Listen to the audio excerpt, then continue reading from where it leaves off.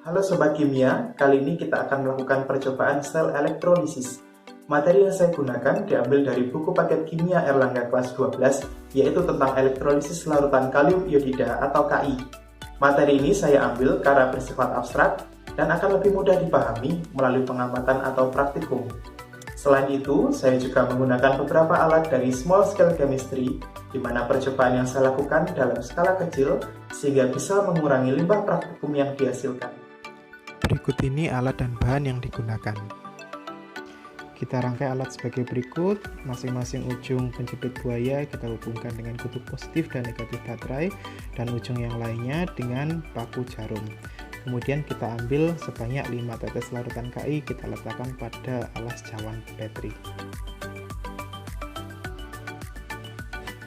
Sekarang kita lakukan percobaan. Kedua ujung paku jarum dimasukkan dalam larutan Ki tanpa bersentuhan. Pada kutub negatif atau katode muncul gelembung gas, dan pada kutub positif atau anode larutan menjadi berwarna kuning kecoklatan.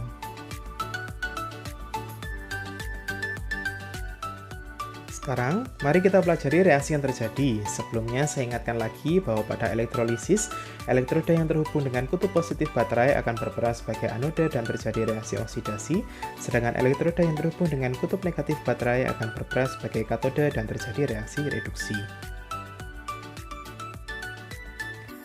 Pada larutan Ki terdapat partikel ion K+, ion imin, dan molekul air. Lalu siapa yang akan mengalami reaksi oksidasi di anode dan reduksi di katode? Mari kita pelajari bersama. Kation dalam larutan Ki adalah ion K+, di mana ion tersebut bermuatan positif.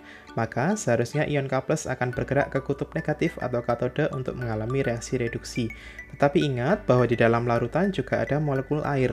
Maka kita bandingkan potensial reduksi dari ion K+ dan molekul air. Bisa kita lihat pada tabel potensial elektroda standar di buku Erlangga halaman 48-49. Ternyata potensial reduksi molekul air lebih positif daripada ion K+, sehingga molekul air lebih mudah mengalami reduksi daripada ion K+. Hal ini menyebabkan yang bergerak menuju katode adalah molekul air dan menghasilkan gelembung gas hidrogen. Sehingga pada reaksi sel elektrolisis yang mengalami reaksi reduksi di katode adalah air atau H2O dengan reaksi 2H2O ditambah 2 elektron menghasilkan H2 ditambah 2 OH-. Sekarang kita lihat dari anionnya. Anion dalam larutan Ki adalah ion imin, di mana ion tersebut bermuatan negatif. Maka ion imin akan bergerak ke kutub positif atau anoda untuk mengalami reaksi oksidasi. Jangan lupa bahwa di dalam larutan juga ada molekul air. Maka kita bandingkan potensial oksidasi dari ion imin dan molekul air. Bisa kita lihat juga pada tabel potensial elektroda standar di buku Erlangga halaman 48-49, tetapi reaksinya kita balik menjadi oksidasi, dan nilai NO-nya juga dibalik karena akan mengalami reaksi oksidasi di anode. Ternyata potensial oksidasi ion imin lebih positif daripada molekul air, sehingga ion imin lebih mudah mengalami oksidasi daripada molekul air. Hal ini menyebabkan yang bergerak menuju anoda adalah ion imin dan menghasilkan padatan I2 berwarna kuning kecoklatan. Sehingga pada reaksi sel elektrolisis yang mengalami reaksi oksidasi di anoda adalah ion imin dengan reaksi 2 imin menghasilkan I2 ditambah 2 elektron. Setelah kita dapatkan reaksi di katode dan anode, kita setarakan jumlah elektron yang terlibat. Dan ternyata untuk elektrolisis larutan Ki melibatkan jumlah elektron yang sama di katode dan anode. Sebenarnya elektron yang dihasilkan di anode akan disalurkan ke katode sehingga reaksi dapat berlangsung dan elektron saling meniadakan. Sehingga kedua reaksi di katode dan anode dapat dijumlahkan menjadi reaksi total 2H2O ditambah 2 imin menghasilkan H2 ditambah 2 OH- ditambah I2. Di dalam larutan juga terdapat ion K+.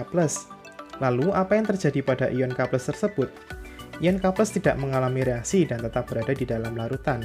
Dan jika ion K+ ingin dimasukkan dalam persamaan reaksi, maka reaksi lengkapnya menjadi 2H2O ditambah 2Ki menghasilkan H2 ditambah 2KOH ditambah I2. Karena ion K+ akan berinteraksi dengan ion imin dan OH- yang bermuatan negatif. Demikian penjelasan tentang elektrolisis larutan Ki. Untuk elektrolisis zat yang lain, tetap menggunakan konsep yang sama. Sekian video kali ini. Jika kalian suka video ini, silahkan klik like dan jangan lupa subscribe ya. Terima kasih.